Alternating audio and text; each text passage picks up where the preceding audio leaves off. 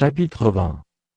Lorsque tu iras à la guerre contre tes ennemis, et que tu verras des chevaux et des chars, et un peuple plus nombreux que toi, tu ne les craindras point, car l'Éternel, ton Dieu, qui t'a fait monter du pays d'Égypte, est avec toi.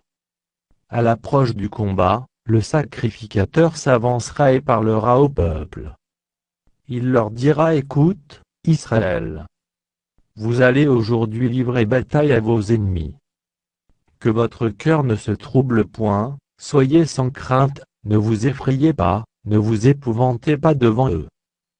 Car l'Éternel, votre Dieu, marche avec vous, pour combattre vos ennemis, pour vous sauver.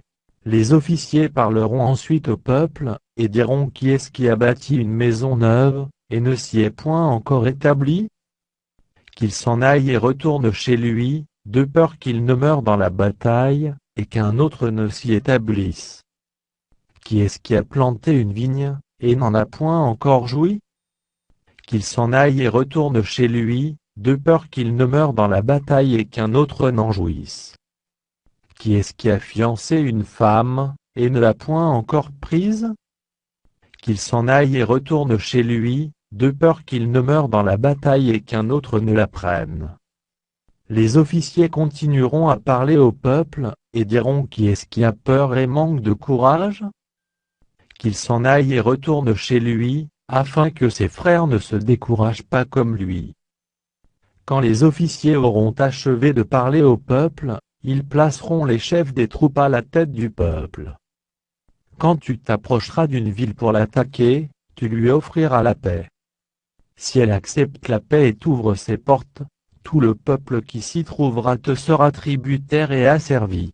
Si elle n'accepte pas la paix avec toi, et qu'elle veuille te faire la guerre, alors tu l'assiégeras. Et après que l'Éternel, ton Dieu, l'aura livré entre tes mains, tu en feras passer tous les mâles au fil de l'épée.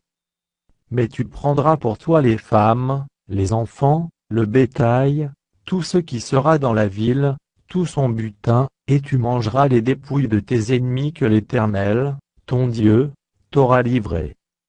C'est ainsi que tu agiras à l'égard de toutes les villes qui sont très éloignées de toi, et qui ne font point partie des villes de ces nations-ci.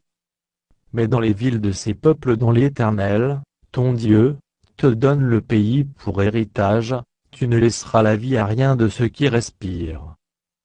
Car tu dévoueras ces peuples par interdit, les Héthiens, les Amoréens, les Cananéens, les Phéréziens, les Éviens, et les Jébusiens, comme l'Éternel, ton Dieu, te l'a ordonné. Afin qu'ils ne vous apprennent pas à imiter toutes les abominations qu'ils font pour leur Dieu, et que vous ne péchiez point contre l'Éternel, votre Dieu. Si tu fais un long siège pour t'emparer d'une ville avec laquelle tu es en guerre, tu ne détruiras point les arbres en y portant la hache, tu t'en nourriras et tu ne les abattras point, car l'arbre des champs est-il un homme pour être assiégé par toi?